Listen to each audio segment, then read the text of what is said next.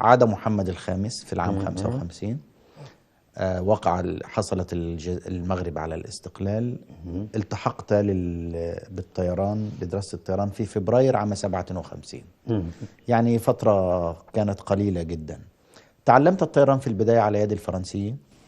ايوه، في عام 1000 يعني من بعد بني ملال الدراسة الابتدائية والثانوية ذهبت إلى الدار البيضاء لأكمل دراستي العليا في ليسي ما يسمى ليسي مولاي الحسن.